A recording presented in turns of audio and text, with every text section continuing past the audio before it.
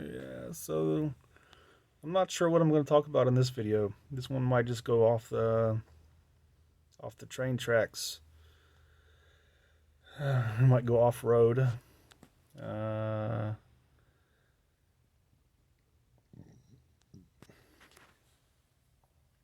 when I was a kid, I never really had friends.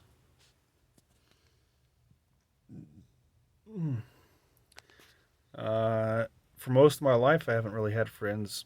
I've had what you might call acquaintances, people who I spent time with. I don't want to get too deep into the definition of what a friend is, but I would say that I feel alone. Put it that way. I currently have one friend. I've said in previous videos that I had two, but one of them has disappeared. So until she pops up her head again, I have one. And I say that I have one friend.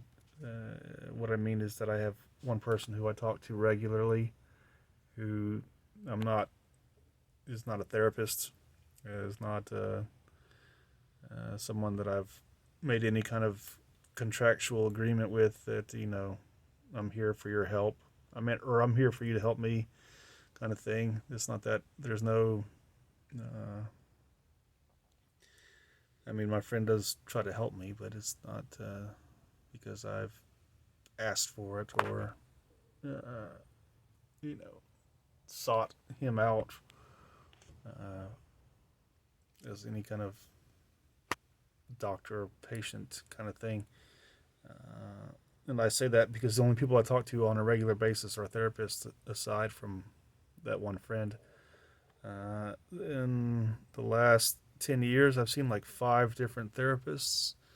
I did recently request a new therapist because of the last episode with my new therapist, where she tried to tell me basically how to live my life.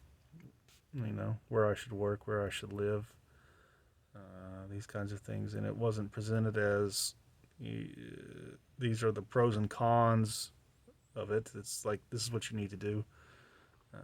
And then also telling me that she would not have approved me for taking estrogen uh, because of where I'm living and where I'm working and these kinds of things, which I felt like were just not, it's not her decision.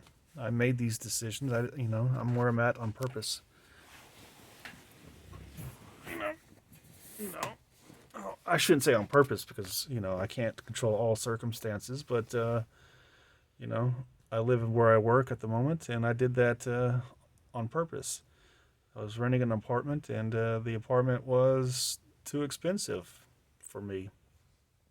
When I say it's too expensive, I don't mean I couldn't afford it. I could afford it, but it was just taking up too much of my paycheck. And now that I'm living here, I'm saving. Uh, uh, if I were to average it all out, I've probably saved about at least a third of my paycheck since I moved in here. I moved in here. It's kind of hard to say how much I've saved because I still have some of that money I spent on a bus and a van, and I still have the bus and the van. So if I count those, uh, might be closer to half of my paycheck. Uh, and I would not have those. I would not be able to have afforded either one of those if I were still renting an apartment. So to me, this is the better deal. But she didn't see it that way. She thought it was bad judgment of me to buy the bus, which I bought as security against being homeless. She was worried that with me taking estrogen, that if I show up to work one day and I have boobs, I might get fired, and then I'd be homeless because I live where I work, and it's a valid concern. I don't disagree with that. I don't think she's stupid or crazy for thinking that I might be fired and lose my place all at once. I've thought the exact same thing. But to me, renting an apartment is not the solution to that. That's just not.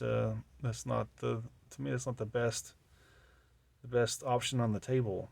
Uh, and buying the bus, maybe she doesn't like the idea of me living in a bus, but I would still be choosing the bus over the apartment. I would still be, if I had to choose between living in an apartment or living in a bus, I would choose living in a bus.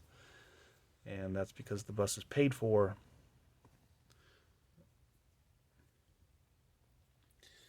Uh,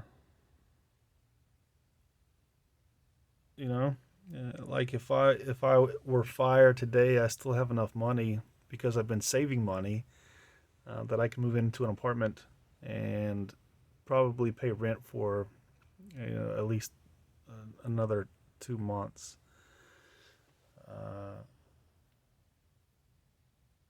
2 or 3 months, but then I haven't added up the food costs and all that stuff yet. So, but my point is that I could move into an apartment if I wanted to. If I were to lose my if I lost this today, I could move into an apartment probably tomorrow. But if I did lose the job, I wouldn't do that. So yeah, I felt like what she was saying was just not only bad advice, but the fact that she was kind of presenting it as I don't know what I'm doing. I need to listen to her. And it wasn't, like I said, it was more like she was like, you need to do this. You need to quit your job with your dad, move into an apartment, go get a job at a place like Starbucks, which to me is just a horrible idea because Starbucks doesn't pay shit. And they don't let you have overtime. They don't even let you have 40 hours. You get like, the most you can get is like 39.5 hours, something like that. I know because I work there, and uh, working there is one of the reasons why I ended up here. And so that to me is just not, yeah. So because of that, I requested a new therapist. So therapists are like when I was in Atlanta, the therapist that I had was the closest thing that I had to a friend. Uh, so I talked to her once a week, and I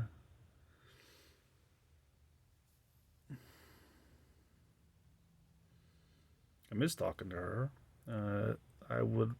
I wanted to be friends with her. Uh, I would sometimes fantasize of us being two 8-year-old girls, like sleeping in the same bed at her father's house. I don't know why I pictured it at her father's house. I think I just kind of assumed that she had a good father, good parents, and he probably have been okay with his daughter sleeping in the same bed with another 8-year-old girl. Uh, in the fantasy, I was a girl. Uh, Not all my relationships with therapists were like that. I did have, like I said, I've had five, so I just described two of them. Uh, Three before that. One of them was a visiting psychologist at the VA, and I liked her, but I didn't really. It wasn't. There wasn't really. It never really felt like we were friends, and it never really felt like I wanted to be friends. I felt like I could have been probably. Like I could probably would have enjoyed talking to her outside of uh, our sessions, but it wasn't quite the same as the other one. And then the one before that was an intern. And that was when I say the one before that. There were only three that I saw when I was in Atlanta, so those were the three. They were all girls. Every therapist I've had so far has been female. Uh, and then, but the first one that I had ever in Salisbury was an older woman who was quite attractive, even though she was probably either 60s or 70s. She was very lean, very graceful. She looked like she was probably, when she was younger, she probably could have been a model. uh, but like just super classy, super smart. Uh, yeah, and I wanted a relationship with her, but it wasn't so much like friendship. It was kind of like I want to, you know, at least hold hands or something, kind of thing. Uh, and that I feel like has been part of my problem with friends, at least with women. For most of my life, I've wanted to be friends with a woman or with women, uh, but it's just never happened. And I should say it's never happened. One of the two friends that I said that I had, one of them is a girl. Uh, but before her, it seemed like it was just impossible to be friends with girls.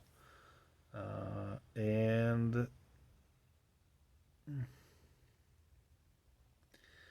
I spent most of my time with guys, being a guy, and having such a hard time finding friends with girls. It was, of course, easier to find guys to be friends with, but I just didn't. I don't know. I don't know if it's because of just kind of realizing that I'm not like them. Uh, I would say like the typical guy. There's really no chance of me being friends with like what I think of as like a typical guy, especially like in the places where I've worked, like where I work now.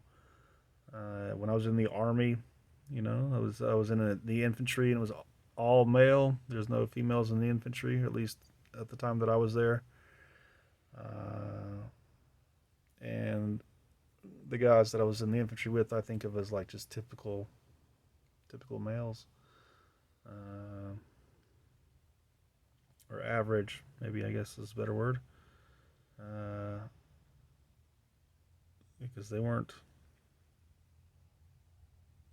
apparently like really smart men are kind of hard to find, and like smart and kind of polished.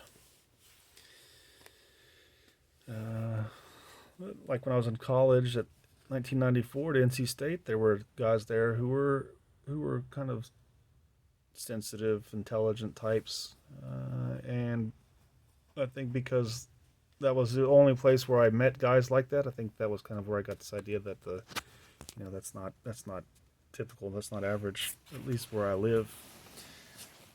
It seems like most guys here are just kind of, I don't want to say dumb, but they are kind of, they're intelligent monkeys, I'll put it that way. They kind of act like monkeys, and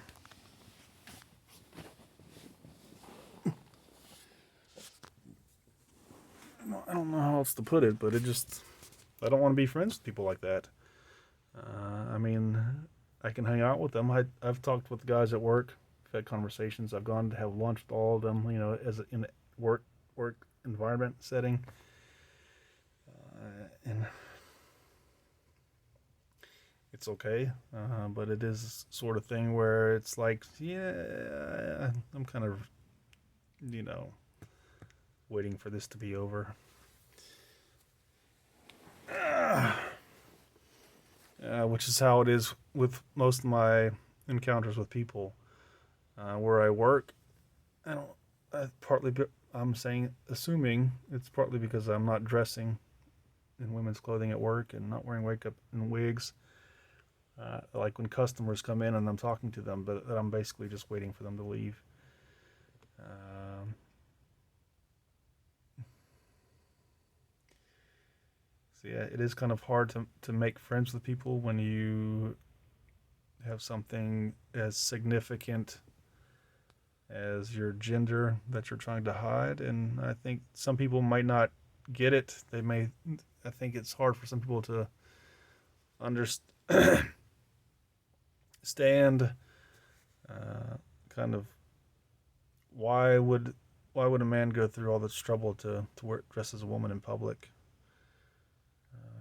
or to take hormones and that kind of thing? Why how how is why? How is it that important that you would go through all that trouble just to do that? Which is something I didn't understand uh, in the beginning, but people. I may make a separate video just on this one topic. But if you were to ask yourself, what is the most important part of your identity?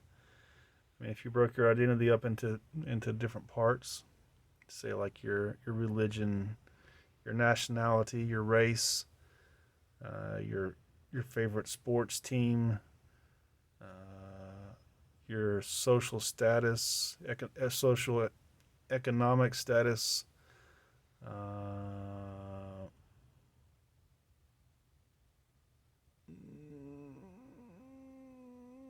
sexual orientation, uh, and gender, of course. Which one of those, out of all those, would you say is the most important? And when I say it's the most important, we're talking about your identity, which means that how you identify and how you want other people to see you, or how do you want other people to identify you. So if you're talking on the phone to someone, a total stranger who knows nothing about you, what would be the one thing that you would say is most important that they know about you? Is it your nationality? Is it your race? Is it your gender? I mean, if they started calling you a Russian, would that be better or worse than if they started calling you ma'am or sir? Uh, uh, that's kind of, I think if the average person were to think about that, this is me, projecting into the minds of other people. Uh, I think most people would say that their gender is the most important part of their identity. That if I think if I wanted to insult a guy, I would just constantly call him a girl, and say ma'am, and uh, just talk to him like he's a girl constantly. I think that would, to me, that would be, a greater attack on his identity than calling him a communist or a black person if he's a white person, or a white person if he's a black person.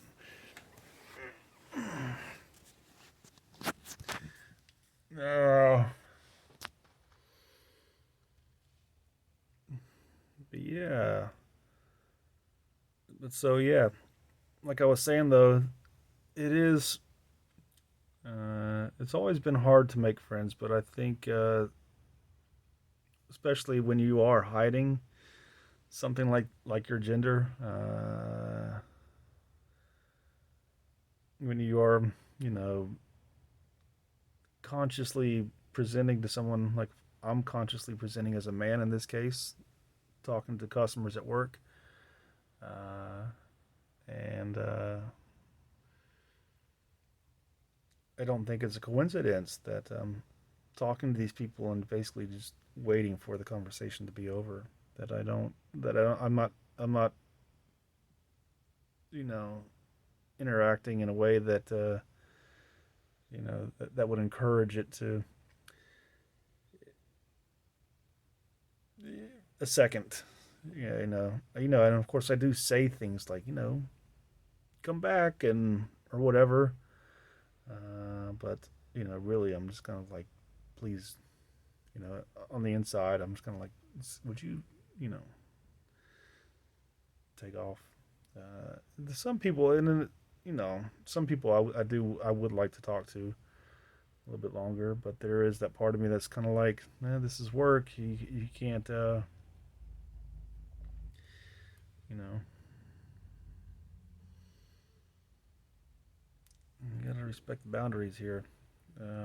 But yeah, friends, in the army, I hung out with people. I would go drinking with people. Uh, People, I mean guys. When I was in the army, I don't remember meeting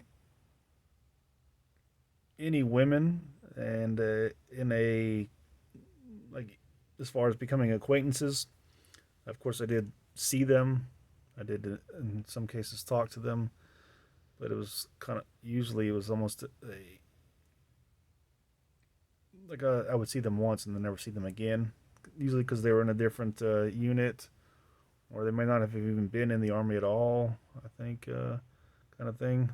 Uh, like prostitutes in Hawaii. I talked to a few prostitutes in Hawaii, but it was just like a one night thing. Uh, uh, but yeah, so I don't talk to any of them now. The guys, the girls, those that I met in the army, I don't talk to. The closest that I came to having friends with, after college, the first time was when I got out of the army and I came back to Salisbury. And at that time, I was doing better than I had been doing before I joined the army, as far as just kind of being sociable. Uh, Before I joined the army, I didn't go out a lot. I didn't like go to bars. Uh, I mean, I did, but I didn't. I just didn't do it a lot. It wasn't like I wouldn't go every weekend. But once I was stationed in Hawaii, and Hawaii is when you're in Hawaii, you have to go out every weekend, kind of thing. Of course, we didn't go out every weekend. A lot of times, but we did. I think we did drink every weekend. I don't think. Usually, I think in the army, I didn't drink more than like once a week, but I did drink a lot when I drank. I'm kind of rambling here, but that's kind of the idea of this video, is just to ramble, just to talk. Uh, Almost like we're friends, I guess. Uh,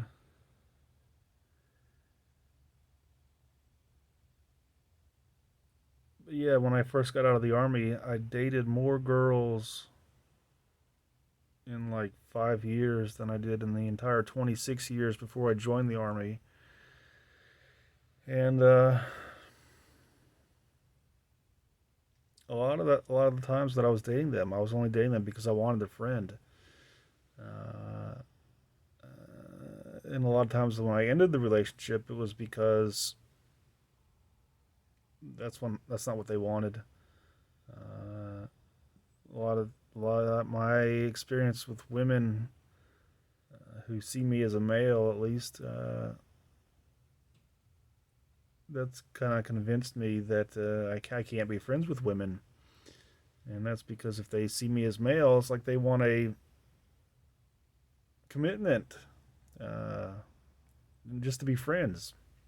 It's like I have to put a ring on her finger just to be friends with her, which is, you know, uh, that's not what I want. That's not how I see a friend. Of course, I didn't go into the relationship saying, "Hey, I just want to be friends," but like I think that it was the first girl that I dated. I could be wrong. Uh, she we had been dating for like 2 weeks, and after about 2 weeks, we were laying in bed together. We had not had sex at all ever, and that was partly because she was, she wanted something a little bit more serious before she was willing to have sex. She didn't want to be married necessarily, but she wanted, you know, she she's she wasn't easy, I guess is the way to put it, which is okay with me. And I enjoyed making out, but we're laying in bed, and after 2 weeks of just kind of making out occasionally and going places together like bars, and she says to me, "Do you see us being together forever?" And I said, "I don't. I don't look that far into the future." I said, "I'm just taking this one day at a time," which was in a way, saying no. Uh, I guess maybe what I would like to have said was no, but but it wasn't a lie necessarily because it is. I was just taking it one day at a time. I was just kind of seeing where is this going. That she did not like that, and she called up one of her ex boyfriends while we were laying in bed together and started telling him how she missed him and this sort of thing to punish me for not giving her the answer she wanted. And that wasn't how all my relationships with women went. But you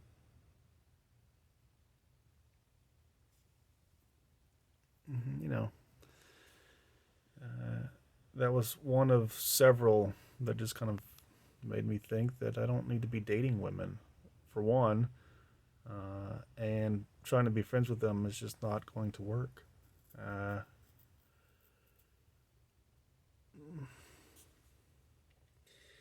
but even as a kid, even as a teenager, when I was in high school, I didn't talk to anybody hardly.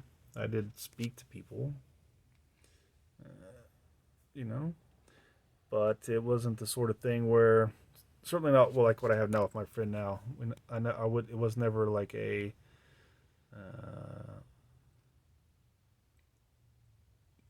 we're talking every day sort of thing. If I talk to someone in high school, it's usually